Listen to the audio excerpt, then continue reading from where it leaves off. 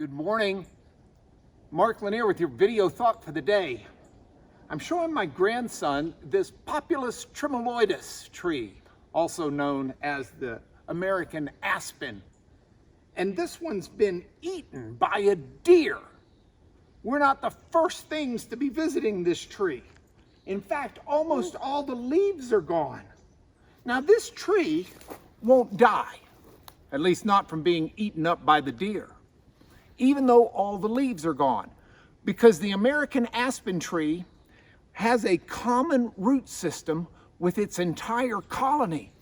So this eaten up tree is neighbor and buddy and in the same colony system as this thriving huge aspen tree that the deer can never eat because it's way too high.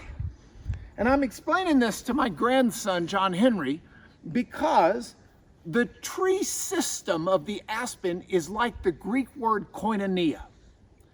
Koinonia in the Greek is a word that references a commonness that is shared or participated in among a group of people. And this word is used in the New Testament in some incredible ways, and we've been looking at that this week. But this morning, I want to talk about Hebrews, the 13th chapter, the 16th verse.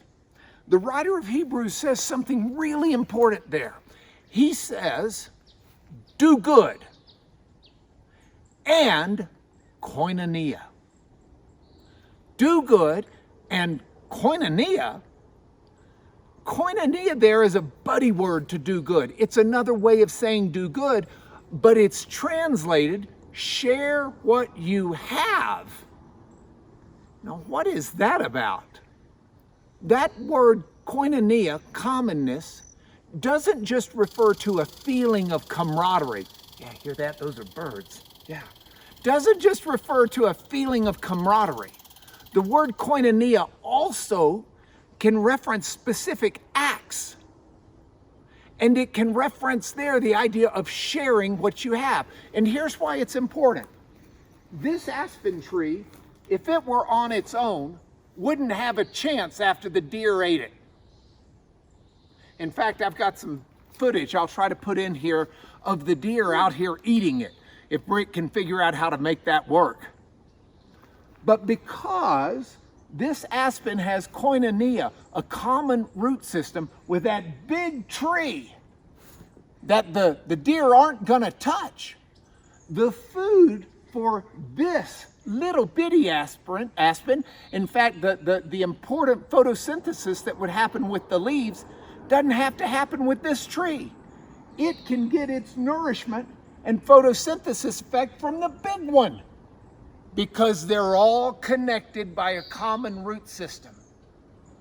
Now, that's what the writer of Hebrews is telling us, that we're to do good and to stay connected to others in a way that's not just a feeling, but is actually manifested by the way we share what we have. We can give nutrients to the parts of our fellowship that need it.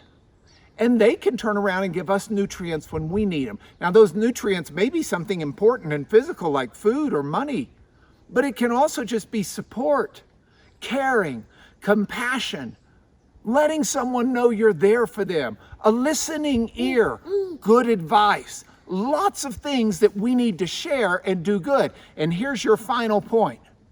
The writer of Hebrews in that verse says, to do this is a sacrifice that is pleasing to God. God is pleased when we exhibit His love and care for each other through our koinonia, our commonness. And of course He is. He's the author of the great aspen tree. And that's your video thought for the day.